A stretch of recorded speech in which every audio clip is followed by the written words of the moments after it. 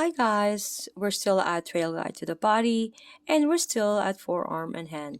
Moving forward to page 145, and I'm going to be presenting here flexor digitorum superficialis, right?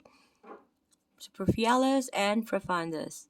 Okay, superficialis, profundus. Okay, looking at the image here, therapist is palpating between the superficialis flexors for the flexor digitorum muscles.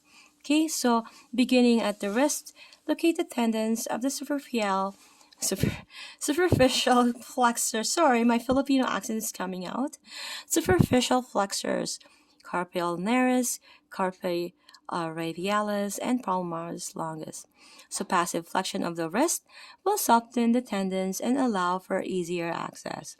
So slowly work your thumb between the superficial tendons for the deeper digitorum tendons and bellies. So to confirm, you're going to ask yourself these questions. Is the tissue you are accessing deep to the first layer of flexors?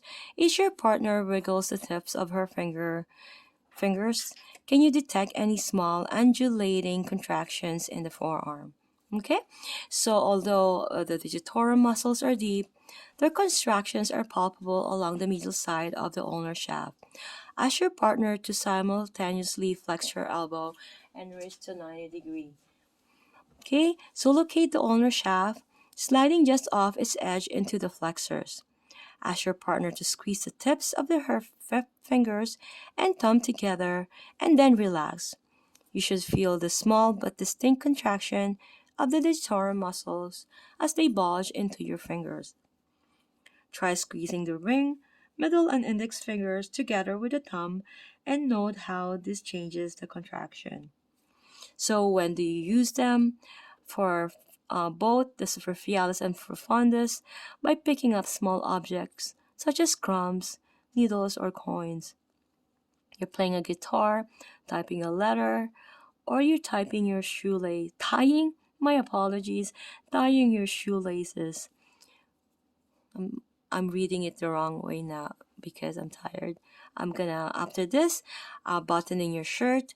And for the medial view of the right forearm, partner is pressing fifth finger and thumb together, as you can see. The therapist, right? Fifth finger and thumb together. Okay, there are two primary supinators, right? The biceps brachii, as I mentioned before, that's biceps brachii is really a supinators, right? And supinator, right? And two primary pronators, pronator teres and pronator quadratus. So you might assume that these structural symmetry would mean a balance of strength between the pronators and supinators. But in reality, the size and power of the biceps brachii causes the scales to tip in favor of the supinators. It makes sense, right? Because of the help of the major supinator is the biceps brachii, having this muscle being a large muscle, and the main supinator won't have a balance of strength. Okay, so the expression righty tighty, lefty loosey is not only a reminder of the direction in which to turn a screw, but also applies to the hand that holds the screwdriver. We have more power to supinate than to pronate, and the world is dominated by right-handed individuals. So screws have been designed to be tightened by right forearm supination. This, of course, leaves southpaws to tighten with either weak pronators or the undeveloped supinators of the right forearm.